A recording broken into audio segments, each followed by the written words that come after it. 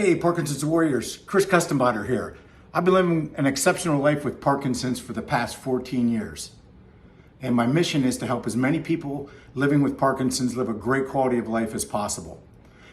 Now, as we start 2024, I know a lot of you want to lead a great quality of life. And in order to do that, let's work on setting some epic goals for this year so that you can live a great quality of life with Parkinson's. Now, before I start into the goal setting for today, I do want to mention that when I say exceptional life, what I mean is that exceptional to me. And I understand that we all go through struggles. Believe me, there's days that I wake up and I have trouble with my balance, I have trouble with my walking, and maybe my speech isn't very loud and I have to keep repeating myself. I have tremors that people notice, and it can make you self-conscious. So I'm very aware of all the struggles that we all go through on a daily basis, and I'm not trying to minimize those by any means. But what I am trying to do is help use some of the strategies that have helped me for the past 14 years to share with you so that you can live your best life. And whatever that is, that's great. And I hope it's exceptional, and hope it's exceptional to you. But I did want to preface that before we dove into today's topic, which is goal setting. Now, I mentioned that I use 4 strategies. I use exercise, nutrition, a positive attitude, and community and social interaction to help me live an exceptional life. And I want to share some of those strategies with you. And one of the ways that helps get me to where I want to go is to set goals. And I use a framework I like to call SMART, S-M-A-R-T, goal setting. And this is our SMART goals, and this is what I want to talk to you about today. The first one is S. S stands for specific. Instead of saying, I want to go for a walk, or I want to improve my walking, say, I want to get into exercise and I'm going to walk for 15 minutes, 4 times a week to start, and then the next week I'm going to walk for 4 times a week for 20 minutes. So I'm very specific on what my action is. For instance, if I want to work on strength training and I want to get stronger so I can have the strong core, and so I can help with my balance to prevent falling, and I want to weight lift, or I want to do boxing because I want to work on my strength, my flexibility, my coordination, and my balance, I'm going to say I want to box 3 times per week for 30 minutes. So I'm very specific on the action that I want to take. In terms of weightlifting, I may say I want to do strength training 3 times a week. I want to do it for 30 minutes, and I'm going to start with, these are 10-pound dumbbells. So I might say I'm going to start with a 3-pound dumbbell. And then after a month, I'm going to work up to a 5-pound dumbbell. And then in 3 months, I want to be able to do a 7-pound or an 8-pound dumbbell. So those are specific goals that I set and that I can follow. The next part is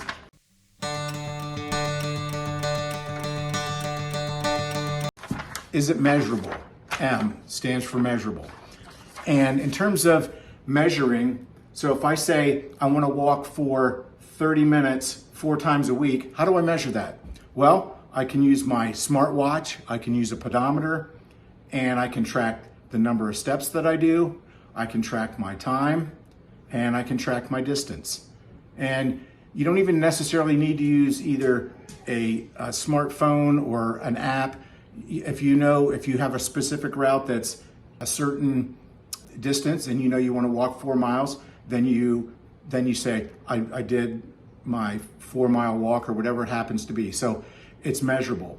If I wanted to do boxing 3 times a week, it's easy to track. Every day you did boxing, you mark it down on your calendar and you say, at the end of the month, I'm meeting my goals because I'm able to measure that I did boxing 3 times a week and I did it for 30 minutes. Or I want to eat healthy, and I'm going to eat healthy foods, and I'm going to cook healthy meals 3 times a week. And one of the ways I can do that is I can create a food plan for the week and include 3 healthy meals in there. And then at the end of the week, did I eat those 3 healthy meals? And then the next one is achievable. Now, if I haven't been walking and I've been recently diagnosed with Parkinson's and I haven't been walking, I'm not going to say I want to go out and walk 6 or 8 miles 4 times a week, because really that's going to be difficult for you to achieve. But what you might want to start doing is breaking it down into smaller goals. So maybe you want to be able to walk in one of the Parkinson's, the National Parkinson's groups, whether it be the Michael J. Fox, the Davis Finney, the Parkinson's Foundation. A lot of times they'll have annual walks, or they'll have regional or local walks. And maybe you want to participate in that, but you don't feel comfortable yet. So what you can do is break that, if they're going to walk for 3 miles or 5 miles, just break those down into smaller goals and start by saying, I'm going to walk for 15 minutes, 4 times a week. And then next week, I'm going to add 5 minutes, and then continually build on that. And then pretty soon you hit your ultimate goal of being able to walk for 3 miles and be able to participate in that activity. So you've made your goal achievable, and then you also feel good with yourself that you were able to achieve that goal. The next, and in order for you to help achieve your goal, you want it to be relevant and you want to buy into the goal. So for instance, I have a goal this year. I have 3 goals that I'm going to talk about, but one is weight loss. And one of the reasons I picked that I want to do weight loss is for several reasons. I want to be around for my family. And what I mean by that is I don't want to die early from obesity-related diseases such as diabetes, stroke, or heart attack. Secondly, I want to live a healthy lifestyle. I want to be able to be active and still be able to do things with my kids and my soon-to-be grandchild. And then third is I want my clothes to fit, and I want to be able to feel comfortable in my clothes rather than I put my clothes on and oh they're tight. And finally, I want to be active and be able to stay engaged in the community. So those are relevant to me, and they're my why for wanting to achieve my goal. So they have to be relevant to what you want to do, because if you don't buy into it, if you say, well, I'm going to get up at 5 a.m. every day and go to the gym and exercise, but if you don't really want to do that and you don't buy into it, you're not going to do it. So figure out what your why is. Why do you want to set this goal, and why is it important to you? Because if you're really passionate about it and you really internalize it, then you're going to be able to achieve your goal. And then finally, T is for time bound. So make your goal time bound. So for instance, if let's say you want to walk that 3K as a part of a Parkinson's walk. You're going to want to say, I want to be able to walk the Parkinson's walk. It's February. The Parkinson's walk is in July. It's time bound. So starting now, I'm going to be able to do 3 miles to participate in the Parkinson's walk by July 10th. And so that's time bound.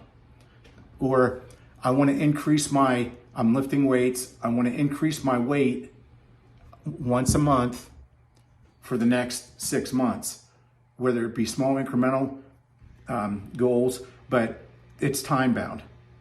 I'm going to eat healthy so that I can lose the 10 pounds in a month and a half. That's time bound. So you want to make sure that your goals are time bound as well.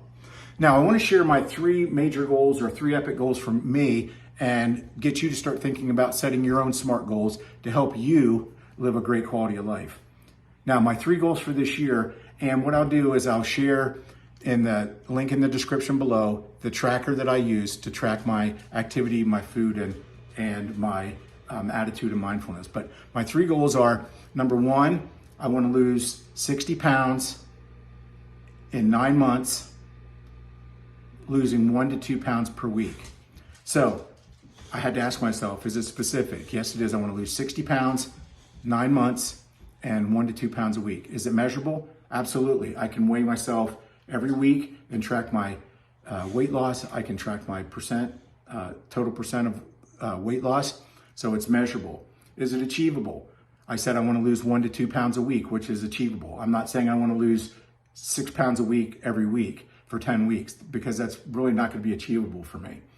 And then, is it relevant? Absolutely. It meets those criteria that I talked about earlier, about being around for my family, living a healthy lifestyle, and feeling comfortable in my clothes are some of the reasons why I want to do that. And is it time bound? Yes, I said I want to lose 60 pounds in 9 months.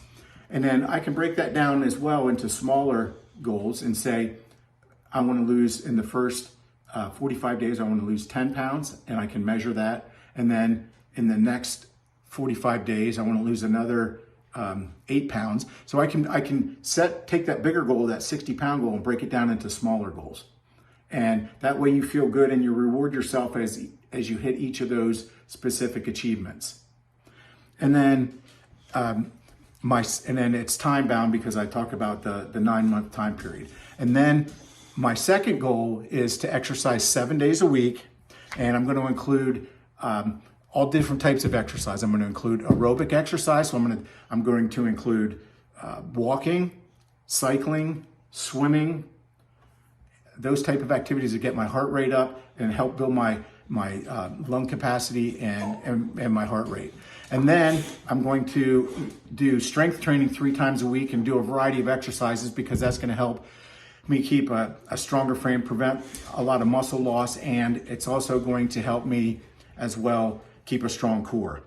And then going to, as part of the exercise, I'm also going to work on balance. I want to work on my balance so that I prevent falls.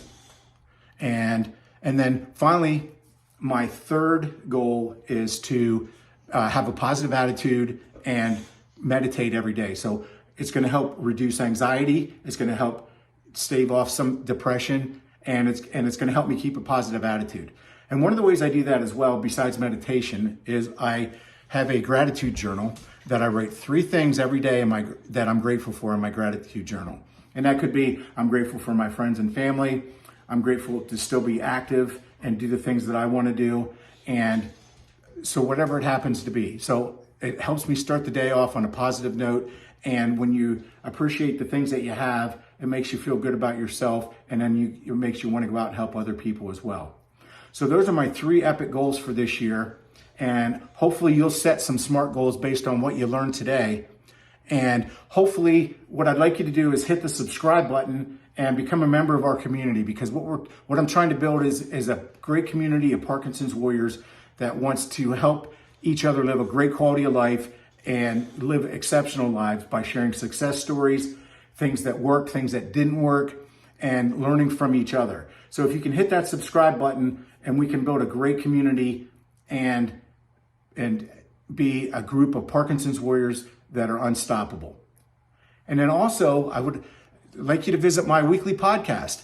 I do a weekly podcast called Live Parkinson's, Live an Exceptional Life, where I share topics on my 4 strategies that have helped me live an exceptional life. And again, I'm not trying to minimize my Parkinson's diagnosis because I struggle every day just like the rest of you, but it's using strategies to help push forward and overcome the challenges and barriers. If I can do it, you can do it too. So hit that subscribe button, and I look forward to seeing you on the next video. Thanks again.